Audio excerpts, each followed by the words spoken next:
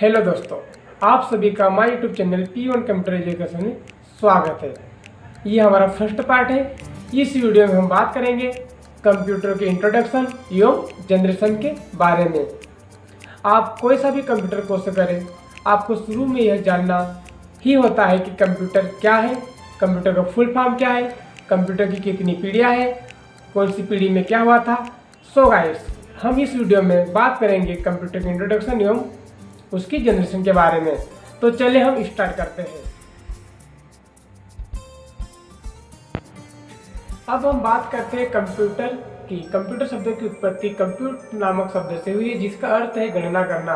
Computer को हिंदी में संगणक कहा जाता है, इसलिए कंप्यूटर को आमतौर पर एक गणना करने वाली मशीन माना जाता है। कंप्यूटर एक इलेक्ट्रॉनिक डिवाइस है। आसान शब्द में कहूँ तो कंप्यूटर को यूजर के द्वारा कुछ इंस्ट्रक्शन दिए जाते हैं, जिसे वो प्रोसेस करके रिजल्ट के रूप में आउटपुट प्रदान करता है। अब हम बात करते हैं कंप्यूटर की फुल फॉर्म की। तो कंप्यूटर में कुल 8 लेटर होते हैं, जिनका सभी का अलग अलग फुल फॉर्म होता है, जिसे C for commonly, O for operated, M for machine, P for particularly, U for used, T for technical and E for educational, R for research. अब हम बात करते हैं कि कंप्यूटर का आविष्कार किसने किया था। कंप्यूटर का आविष्कार चार्ल्स बेबेज नामक व्यक्ति ने किया था। चार्ल्स बेबेज को कंप्यूटर का पितामह बोला जाता है। सबसे पहला कंप्यूटर मैकेनिकल कंप्यूटर को सन 1822 में चार्ल्स बेबेज द्वारा आविष्कार किया गया था, लेकिन ये अभी के कंप्यूटर जैसा बिल्कुल भी नहीं था।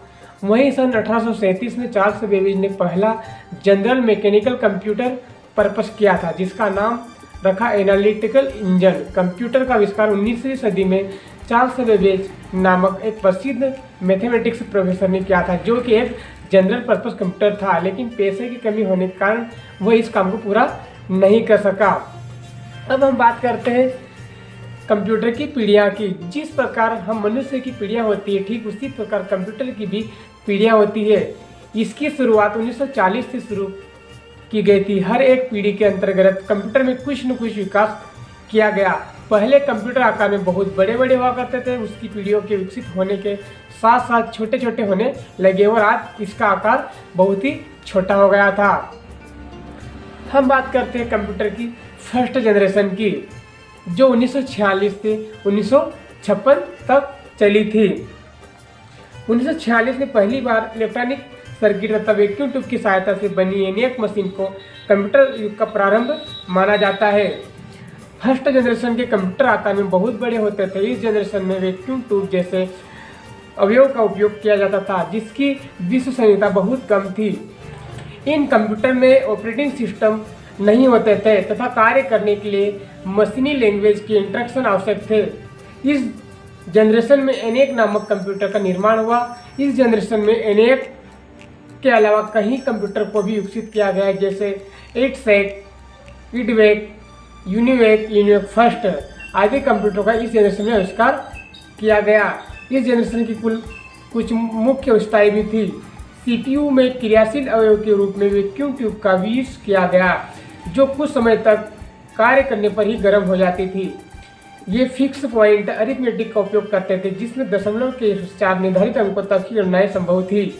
यह इनपुट डिवाइस के रूप में पंच कार्ड तथा इलेक्ट्रिक टाइपराइटर का उपयोग करते थे। स्टोरेज के लिए मैग्नेटिक ड्रम का उपयोग किया जाता था। इस जनरेशन के कंप्यूटर विश्वसनीय नहीं थे, क्योंकि इनमें कुछ एरर आती थी। इस जनरेशन के कंप्यूटर के लिए बहुत सारे एयर कंडीशनर का उपयोग करना पड़ता था। मशीनी तथा असेंबली लैंग्वेज में प्रोग्रामिंग की जाती थी, जो कि सामान्य है प्रोग्रामर के लिए बहुत ही कठिन थी। अब हम बात करते हैं सेकंड जनरेशन की। हमारे सेकंड जनरेशन की शुरुआत 1956 से 1964 तक चली थी। सेकंड जनरेशन में इस कंप्यूटर की सेकंड जनरेशन में ट्रांजिस्टर का उपयोग किया जाने लगा। ट्रांजिस्टर का आविष्कार 1947 में विलियम शॉकली ने किया था, जिसका उपयोग सेकेंड जनरेशन में वैक्यूम ट्यूब के स्थान पर किया जाने लगा। यह जनरेशन एक प्रकार से कंप्यूटर में इलेक्ट्रॉनिक युग का प्रारंभ थी। इसकी सहायता से छोटे आकार वाले कंप्यूटर का निर्माण संभव हो सका था। इस जनरेशन के कंप्यूटर के लिए मशीनी लैंग्वेज के स्थान पर सरल असेंबली लैंग्वेज का उपयोग किया जाने लगा। इसमें कुछ मुख्य विशेषताएं भी थी। इस जनरेशन में वैक्यूम ट्यूब की जगह ट्रांजिस्टर का उपयोग किया जाने लगा था। इस जनरेशन के कंप्यूटर साइज में छोटे तथा कम पावर का उपयोग करने वाले थे। इस जनरेशन के कंप्यूटर के कार्य करने की गति भी बढ़ गई थी और आउटपुट विश्वसनीय हो गए थे। इस जनरेशन के कंप्यूटर पहले की तुलना में कम कीमत वाले थे। इस जनरेशन में कोबल तथा फोर्टान जैसी हाई लेवल लैंग्वेज में प्रोग्रामिंग की जाने लगी। इस जनरेशन के कंप्यूटर में storage device, printer, operating system का उपयोग किया जाने लगा।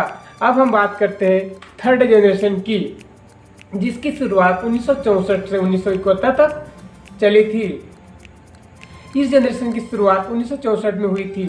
इस जनरेशन में आईसी का आविष्कार किया गया। आईसी का फुल फॉर्म होता है इंटीग्रेटेड सर्किट, जिसका आविष्कार जीएस केल्वी ने किया था। आईसी ऐसा इलेक्ट्रॉनिक आविष्कार थे जिनकी सहायता से एक से अधिक सर्किट को केवल एक छोटी सी चिप में बनाया जा सकता था। टेक्नोलॉजी के इस विकल्प के कारण ही कंप्यूटर का उपयोग सामान्य दैनिक कार्यों में संभव हो सका, क्योंकि कंप्यूटर का आकार एक टेबल पर आ जाने जैसा हो गया था। इस जनरेशन के कंप्यूटर में बहुत सारी विशेषताएं थी। इस जनरेशन में आईसी का यूज किया जाने लगा। इस जनरेशन में कंप्यूटर का आकार बहुत छोटा हो गया था। रैम एवं रोम का आविष्कार भी हो गया था, जिसके कारण प्रोग्राम को लंबे समय तक सेव करके रखा जा सकता था। इसमें कैश मेमोरी का उपयोग किया जाने लगा। Multi processing, multi programming operating system इस समय उपयोग में किया जाने लगा था।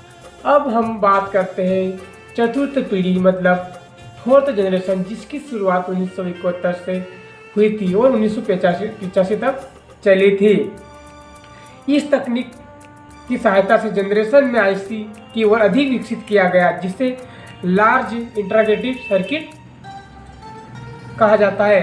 वर्तमान कंप्यूटर में 3 लाख ट्रांजिस्टर के बराबर एक सर्किट बनाया गया, जिसका आकार 1 इंच का 1/4 भाग होता है। ये आईसी माइक्रो प्रोसेसर कहलाती है। इस आईसी का उपयोग करके ही माइक्रो कंप्यूटर बनाए जा सकते हैं। इस समय के दौरान ही कंप्यूटर का आकार बहुत ही छोटा हो गया था, जिससे डेस्कटॉप पीसी बनाना संभव हो सका। इस समय के विकास के कारण ही कंप्यूटर की कीमत बहुत कम हो गई थी, जिसके कारण कंप्यूटर आज सभी वर्ग के लिए उपलब्ध हो गया था।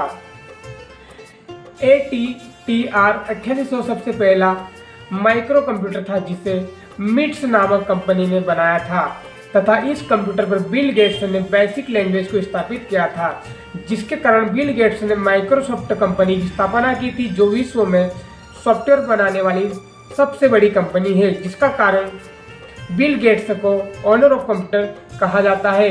इस जनरेशन की कुछ मुख्य विशेषताएं थी। इस जनरेशन में VLSI तकनीक का उपयोग किया जाने लगा था, जिसका फुल फॉर्म होता है very large scale integrated. CPU के स्थान पर माइक्रो प्रोसेसर का उपयोग किया जाने लगा।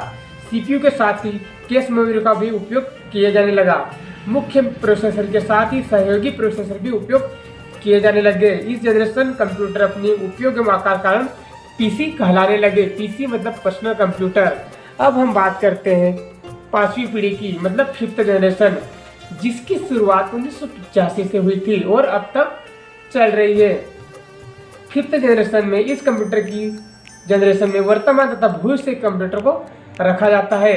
इस जनरेशन में कुछ डेवलपमेंट वर्तमान में किए जा रहे हैं तथा भविष्य में कंप्यूटर में आर्टिफिशियल इंटेलिजेंस AI को डेवलप किया जा सकता है, जिससे कंप्यूटर में सोचने की क्षमता विकसित की जा सके। आज के समय के कंप्यूटर सिस्टम मनुष्य के समान ही सभी प्रकार की इंद्रिय क्षमता का उपयोग कर सकता है, जैसे कि स्पर्श, श्रवण, दृश्य आदि। केवल एक ही क्षमता ऐसी है जो मनुष्य को कंप्यूटर से बेहतर बनाती है।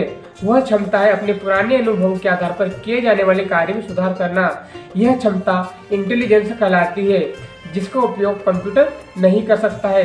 यही क्षमता कंप्यूटर में विकसित करने की कोशिश की जा रही है। इस जनरेशन कंप्यूटर में कुछ विशेषताएं थी। इन कंप्यूटर की स्पीड बहुत ही फास्ट होती थी। इस जनरेशन कंप्यूटर की कैलकुलेशन बहुत ही एक्यूरेट थी। इस जनरेशन के कंप्यूटर आर्टिफिशियल इंटेलिजेंस पर आधारित होंगे। तो दोस्तों, ये था हमारा कंप्यूटर के इंट्रोडक्शन एवं उसकी पीढ़ियाँ। अब हम नेक्स्ट वीडियो में बात करेंगे इनपुट एवं आउटपुट डिवाइस क्या होती है।